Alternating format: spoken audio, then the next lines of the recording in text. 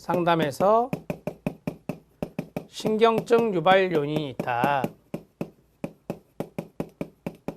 자, 이런 것들을 이제 세 가지 정도 이야기했는데요. 자, 공격성의 발달이 있다. 공격성의 발달이 있는데, 자, 이 공격성이라고 하는 것을 우리가 이제 건전한 공격성이다 이렇게 말하는 거예요. 건전한 공격성은 무엇인가를 창조할 수 있는 능력, 무엇인가를 창조할 수 있는 그런 능력이 있다라고 하는 것인데, 자, 그러한 공격성의 발달이 잘 일어나지 않았을 때 이루어지지 않은 경우 우리가 이제 신경증이 유발된다 이렇게 정리하시면 됩니다. 자, 그 다음에 이게 첫 번째고요. 반가로 1번으로 쓰겠습니다. 반가로 2번은 평형을 유지하고자 하는 것, 평형을 유지하고자 하는 것이 있는데, 이 평형 유지는 우리가 이제 게슈탈트의 순환 주기를 이야기하는 것입니다. 평형 유지라고 하는 것은 게슈탈트의 형성과 해소, 게슈탈트 형성과 해소의 순환을 이야기하는데, 그 순환이 잘 이루어졌을 때 평형이 유지되는 것이에요. 그런데 그 평형이 유지되지 못하는 경우, 신경증이 유발된다 이렇게 정리할 수 있어요. 신경증이 유발된다. 자, 그 다음에 마지막 세 번째, 환경과의 상호작용입니다. 유기체가 환경과의 상호작용을 잘하는 것이 중요한데요. 유기체가 환경과의 상호작용을 잘하는 게 중요한데, 이런 것들을 총체적 원리라고 그래요. 총체적 원리에서, 총체주의적 원리에서 유기체가 환경과의 상호작용을 잘 해야 되는데, 그렇지 못했을 때 상호작용이 이루어지지 않은 경우,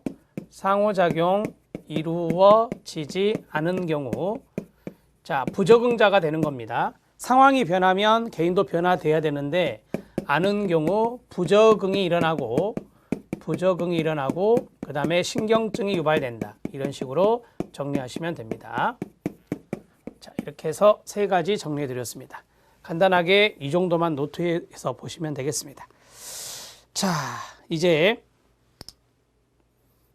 펄스의 게슈탈트 이론의 성격 변화 단계가 있습니다. 신경증의 층이 나왔습니다. 신경증의 층은 밑에 보시면 피상층, 사이비층이 있고요. 그 다음에 공포층, 연기층이 있고요. 그 다음에 교착층, 막다른 골목이 있고요. 그 다음에 뇌파층, 그 다음에 폭발층, 이런 것들이 있습니다. 마지막에 5번에 별표 쳐주시고요. 자, 이거는 제가 청소년 상담 이론과 실제에서 말씀을 드렸기 때문에 교재에 있는 내용 그대로 이해하고 넘어가시면 될 것 같고요.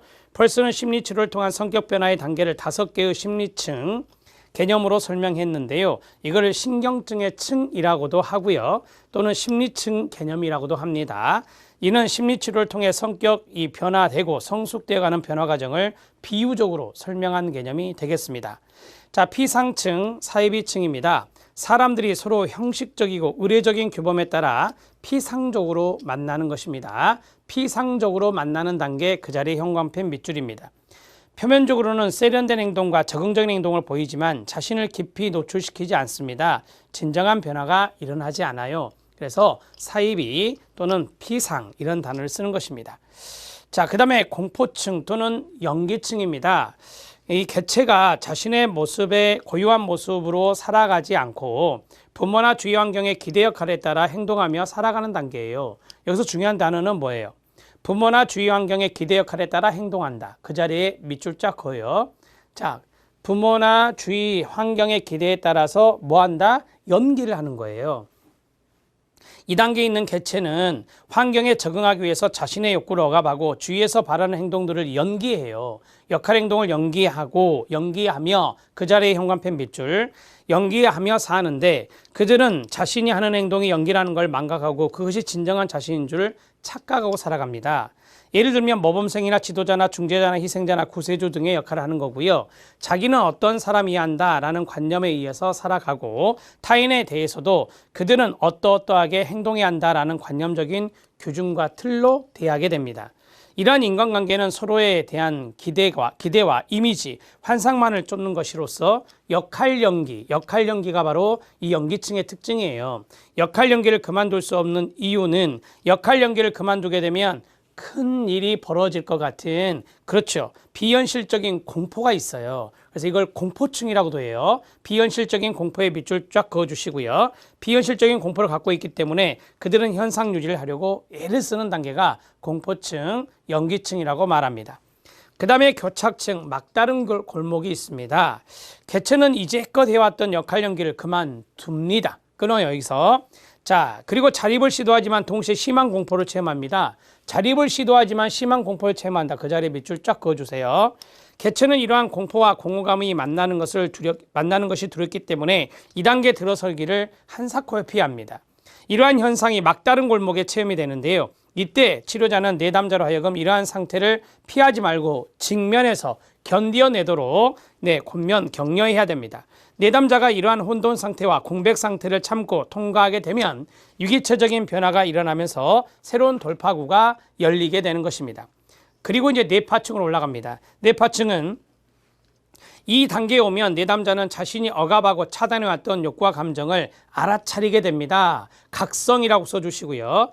자, 이제까지 내담자가 자신이 억압했던 거, 차단했던 거, 이거를 이제 알아차리게 되고, 그런데 이러한 유기체의 에너지는 오랫동안 차단되어 파괴력을 가지고 있어서 외부로 발산하면 타인과의 관계가 악화될 것이라는 것이 두려워요. 그래서 자기 내부로 향하게 되는 거예요. 그래서 뇌파층이라고 합니다. 자기 내부로 에너지가 향하게 된다. 거기에 밑줄 쫙 그어주세요. 이 단계에서는 접촉 경계 혼란 장애 중에 반전행동, 이런 것들을 더 많이 보인다. 타인에게 할 것을 자기에게 하는 거죠. 이런 것들이 반전행동이라고 배우셨죠. 폭발층입니다. 폭발층은 2단계에 오면 개체는 자신의 감정과 욕구를 더 이상 억압하고 차단하지 않습니다. 끊어요. 자, 마지막 밑줄 쫙 그어요. 직접 외부 대상에게 표현합니다. 그 자리에 밑줄 치면 됩니다. 또한 이전에 억압하고 차단했던 미해결 과제들은 정경으로 떠올려서 완결짓습니다. 자, 미해결 과제들을 완결짓는다. 그 자리에 밑줄 치고요. 이제까지 회피해왔던 진정한 자신의 감정과 접촉하게 되면서 유기체는 신체적, 정신적으로 강렬한 자각과 접촉을 경험하게 되고 인지적으로도 깊이 몰입하여 마침내 정신과 신체의 총체적인 통합, 신체와 정신의 통합, 이런 것들이 체험되게 되는 것이 폭발층이다. 이렇게 정리할 수 있습니다. 자, 성격 변화의 단계를 알아차림, 접촉 주기. 알아차림, 접촉 주기가 바로 이거예요. 여기 게슈탈트 형성과 해소의 순환이라고 하거든요. 이게 이제 알아차림, 접촉 주기라고 하죠. 알아차림, 접촉 주기. 징코가 이야기했던 것이죠. 자, 알아차림 접촉 주기와 관련하여 살펴보면 표피층과 공포층, 표피층이 바로 피상층이 되는 거예요. 표피층과 공포층은 게슈탈트 형성이 잘 안 되는 단계이고, 교착층은 게슈탈트 형성은 되었으나 에너지 동원이 잘 되지 않는 단계가 교착층, 막다른 골목이 됩니다. 뇌파층 에너지 동원은 되었지만 행동을 옮기는 단계에서 차단되어 게슈탈트가 완결되지 않은 상태가 되고요. 자, 폭발층은 마침내 개체가 게슈탈트를 순조롭게 해소하고 완결짓는 단계가 바로 폭발층이다. 이렇게 말할 수 있습니다. 피라미드형으로 돼 있잖아요. 맨 밑에가 표피층, 피상층, 사이비층이 되고요. 두 번째가 공포층, 연기층이 됩니다. 세 번째가 교착층, 막다른 골목이 되고요. 그 다음에 네 번째가 뇌파층, 마지막이 폭발층이 된다. 이렇게 정리해 드린 적 있습니다. 생각나십니까? 우리가 이제 이런 것들 조금 암기법으로 한다면 맨 밑에를 사, 그 다음에 두 번째가 공포층이니까 사, 공, 그 다음에 교, 내, 폭, 공, 교, 내, 폭, 이런 식으로 외우셔도 돼요. 자, 사가 사이비층, 그 다음에 공이 공포층, 연기층이라고 되어 있고, 그 다음에 세 번째가 교착층, 그 다음에 뇌파층, 마지막에 폭발층이 되죠. 그래서 그 두 문자 암기법을 해서 외우는 방법도 있었죠. 그런 내용들을 좀 여러 가지로 말씀을 드렸었으니까 정리해 두시고요.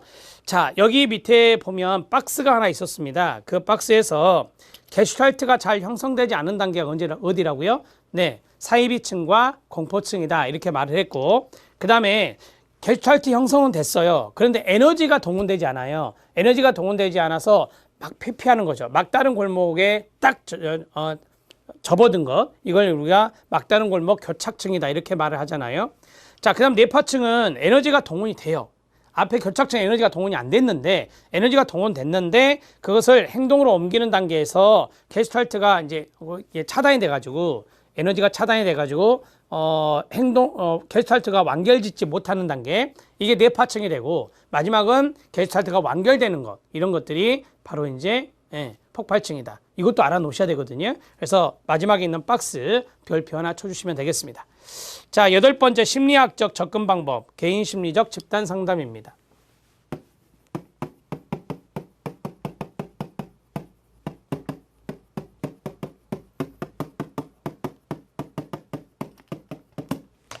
개인 심리학적 집단 상담. 아들러 학파가 여기에 해당될 수 있죠. 우리는 이미 개인 심리적 상담 이론에 대해서 배웠어요. 자, 여기서 기출문제 확인학습이 나오죠. 큰 박스가 나오는데 거기에 별표 2개입니다. 자, 중요 개념, 개념이 엄청나게 많잖아요. 열등감, 우월성 추구, 사회적 관심, 생활 양식, 그 다음에 가상적 목적, 이런 것도 많고요. 그런데 여기 이제 사회적 관심 하나 넣어드렸는데, 사회적 관심은 인간은 사회적인 그 차원에서 이제 존재를 생각해 볼 수 있는데, 사회적인 존재예요. 쉽게 말하면. 그러면 이제 사회적인 존재이기 때문에 다른 사회에 대해서 공헌하고자 하는 성향, 이런 것도 갖고 있고, 관심도 가지고 있고, 이런 것들을 말 그대로 사회적 관심이다 이렇게 말하면 돼요. 자, 인간은 사회적 속성을 지니고 있고, 인간 행동은 사회적 맥락에서 발달하기 때문에 사회적 관심의 맥락에서 인간 행동을 연구하는 것이다. 자, 그 다음에 상담 목표가 있어요. 여기 이제 그 아들러가 말한 키워드가 다 있거든요. 현관펜 준비하시고, 열등감 밑줄, 생활 양식 밑줄, 그 다음에 2번 사회적 관심 밑줄. 자, 되셨죠? 그 다음에 3번은 집단 상담은 서로에게 배우고 학습하는 일종의 교육 과정으로 이해한다라고 했거든요. 아들러 상담의 맨 마지막이 바로 재교육이거든요. 재교육은 정향이라고도 해요. 그래서 교육과정으로 이제 정리를 하시면 됩니다. 자, 거기에 보면 일종의 교육과정으로 이해된다라고 했어요. 교육과정에 현관펜 밑줄 치면 됩니다. 자, 집단 상담의 목표 첫 번째, 열등감과 그릇된 생활 양식의 발달 과정에 대한 이해를 통해 잘못된 생활 양식, 생활 목표를 변화시켜야 됩니다. 그 다음에 새로운 생활 양식을 구성하게 하고요. 사회적 관심을 가지도록 돕습니다. 자, 그 다음에 집단 상담은 서로에게 배우고 학습하는 일종의 교육과정으로 이해가 됩니다. 집단 상담자의 역할입니다. 지금 여기를 강조하고 역동의 분석과 이해, 재교육 나오죠. 재교육 실시, 이런 것들 재정향이라고도 한다는 것 말씀드렸습니다. 자, 지금 여기의 강조는 집단 내에서 일어나는 개인들의 지금 여기 행동에 주목을 하고요. 집단원들 스스로 그 행동의 목적과 결과에 대해 이해하도록 격려합니다. 두 번째, 역동의 분석과 이해인데요. 이 역동은 이제 우리가 각각 개개인의 그런 역동적인 측면이 있잖아요. 이런 것들을 우리가 분석을 하고 또 이해를 해야 되는 것이다 라고 하는데, 현재의 갈등 상태의 근간이 되는 역동을 이해하기 위해서 개인에 관한 행동자를 수집한다라고 했어요. 개인의 이제 과거 경험, 과거의 초기 기억, 이런 것들을 봐야 되잖아요. 그것을 우리가 개인 상담에서 말씀드렸다시피 역동성 탐색이라고 그래요. 그런 역동성 탐색을 집단에서 집단원을 대상으로도 해야 된다는 겁니다. 집단원들이 겪는 갈등의 원인에 대한 가설을 수립하고요. 재교육 실시입니다. 재교육 실시는 맨 마지막 단계에 이루어지는 거예요. 집단 상담의 마지막 단계에서 재교육 이런 것들이 이루어진다. 집단원들의 그릇된 생활 양식을 변화시키기 위해서 대안을 찾고 달리 행동할 수 있게 돕습니다. 재교육 수준에서 효과가 있었는가를 알아내기 위해서 초기 경험에 대한 회상을 시켜볼 수 있고요. 회상의 내용에 변화가 있다면 집단원의 삶에 대한 생활 양식이 변화되었다는 것을 의미하는 것이 되겠습니다. 자, 우리가 이제 그 초기 경험에 대한 회상은 지금 집단 상담을 하기 전에 어떤 초기 기억을 회상하게 한다. 초기 경험을 회상하게 한다. 그런데 그때와 지금 집단 상담을 임했을 때와 이게 좀 차이가 있었다면 이게 이제 변화가 일어났다는 것을 알 수가 있겠죠. 기출문제 확인학습에서 개인 심리적 집단 상담의 기술이 나와 있습니다. 이 기술들은 개인 우리 청소년 상담 이론과 실제에서 나온 것도 있고요, 나오지 않은 것도 있고 그래요. 자, 보겠습니다. 첫 번째, 집단 상담의 기술 쪽에 5개가 나왔죠. 별표 하나고요. 자, 그 다음에 아들러 집단 상담의 역동성 탐색이 나와요. 역동성 탐색은 상담 과정 중에 2단계에 해당된다라고 하는데요. 그 자리에 별표 하나 쳐주세요. 자, 그 다음에 기출문제 확인학습 또 나오죠. 자기보호 경향성이란 게 있어요. 자기보호 경향성에 보면 반가로 4번 나오죠. 그 자리에 별표 2개 쳐주세요. 이거는 이제 집단 상담. 여기에서 이제 출제가 된 것이라서 여기에만 있을 겁니다. 그래서 별표 2개 쳐주시면 되겠습니다. 자, 그러면 먼저 개인 심리적 집단 상담의 기술을 보도록 하겠습니다. 역설적 의도, 역설 기법이 있습니다. 현관펜 밑줄. 두 번째, 단추 누르기, 버튼 누르기가 있습니다. 형광펜으로 밑줄. 수프에 침 뱉기가 있습니다. 형광펜으로 밑줄. 마치 뭐뭐인 것처럼 행동하기, 형광펜으로 밑줄입니다. 악동 피하기, 악동의 함정 피하기, 수렁 피하기라고도 하죠. 자, 그 자리에 밑줄. 자, 이 내용들은 이미 우리가 앞에서 했던 제1과목에 나와 있어요. 역설적 기법, 역설 의도 보겠습니다. 문제 또는 증상에 대한 집단원의 저항에 대항하지 않고 문제에 편승하게 하는 거예요. 문제에 편승하게 하는 기법, 그 자리에 밑줄. 문제에 편승해라. 그게 바로 일종의 패러독시컬 역설입니다.